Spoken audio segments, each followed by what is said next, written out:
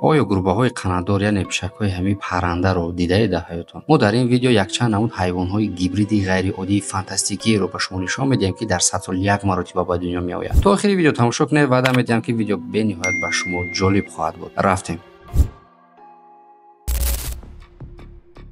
баъзан чунин менамояд, ки дар ҷангалҳо дарвозаҳои пинҳонӣ аст, ки аз он ҷо мавҷудоти номаълум мебароянд. як мард қарор дод, ки бештар сайру гат кунад дар боду ҳавои тоза ва ногаҳон аз пеши роҳаш як чизи аҷибе пайдо шуд. баъзан ин мавҷуди ғайриоддӣ бо чеҳраи ростмонанди номаълумаш ин мардро метарсонд. вақте ки мард онро дид, аз тарс ларзид ва ба қафо қадам гузоштан гирифт. аммо ин мавҷуд пайваста ӯро пайравӣ мекард. ҳатто кӯшиши дур кардани ин махлуқи номаълум бо чӯб ба ӯ таъсир нарасонд. мард тавонист аз ин ҷо фирор кунад ва равад. аммо шахсияти ин меҳмони номаълум то ҳол ошкор нашуд ва боварӣ дорам, ки шумо ҳам инро намедонед ё ин ки медонед. дар комментария нависед. дар соли 2009 дар Кения як бузи одамсарро муҳокима мекарданд ҳамаи мардум, ки насле ба дунё оварда буд. ин буз рӯи ин буз бо чеҳраи инсон монандӣ мекард ва бадани он хурд буд. видеои онро дар интернет вақте ки нашр карданд, касе натавонист бо итминон фаҳмонад, ки чаро бузича чунин хусусияти ғайриоддӣ дошт. ҳодисаи монанд дар Раҷастаи Ҳиндустон низ рӯй дод, ки дар он ҷо бузичае пайдо шуд, ки гӯё қошҳои инсонӣ ва бинӣ бо шакли аҷиб дошт. баъзеҳо бовар доштанд, ки ин таҷрибаи эволюсионӣ аз ҷониби табиат мебошад ва дигарон бар он бовар буданд, ки сабабаш як нуқсони нодири рушд аст. аммо боз шумо фикри худро дар комментария нависед.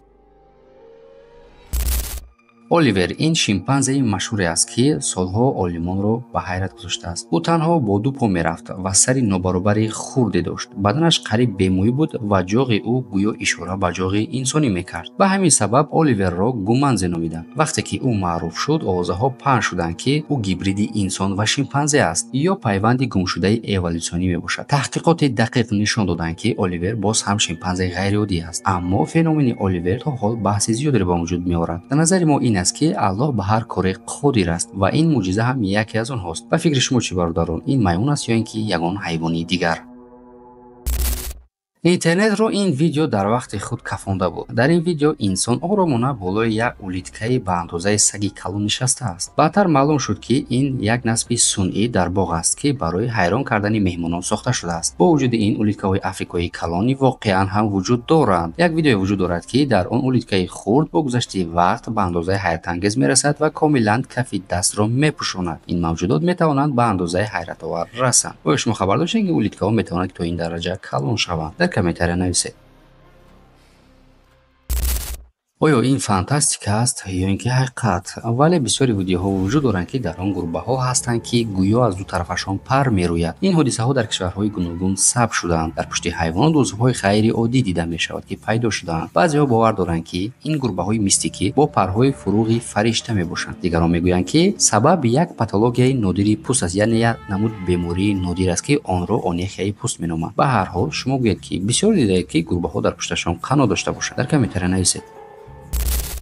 ин намуди паррандаи беқудрат дар Гавайя зиндагӣ мекард ва афсӯс, ки дар аввали асри 20 нобуд шуда эътироф шуд. сабаби ин аз даст додани маҳалли зисташон ва амалиятҳои ҳарбӣ буд. аз ин парранда танҳо наворҳои ҳунарии оддӣ боқӣ мондасту халос, ки дар аввали асри гузашта ба навор гирифта шуда буданд. хурд ва тарсак, онҳо ҳамеша ба таърих пайвастанд ва ба мо хотиррасон мекунанд, ки табиати зинда то чӣ андоза ҳассос буда метавонад ва дар ҳар лаҳза метавонад барои ҳамешагӣ чизе нобуд гардад.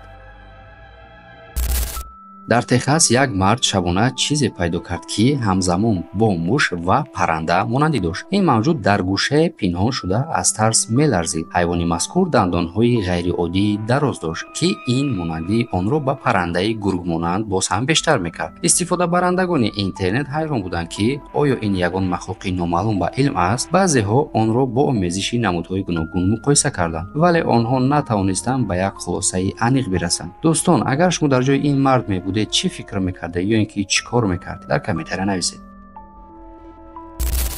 дар лаби соҳил чизеро ёфтанд, ки бо диданаш хун дар бадан ях мекард. мавҷуде, ки ба клеши калон монанд аст, аммо бо чеҳрае, ки гӯё инсонӣ бошад. ӯ 4 ҷуфт по дошт ва ҳаракатҳояш воқеан касро ба тарс меандохт. касе, ки онро ба камера сабт мекард, ба фикри шумо чӣ ҳиссиёт дошт? бисёриҳо дар интернет бовар карданд, ки ин як навори сохта ва қалбакӣ бо маҳорати баланд мебошад ва дигарон бар он бовар буданд, ки ин як махлуқи нав ва то ҳол омӯзида нашуда мебошад. аммо ҳақиқати ҳол ҳамчун сир боқӣ мондааст халос.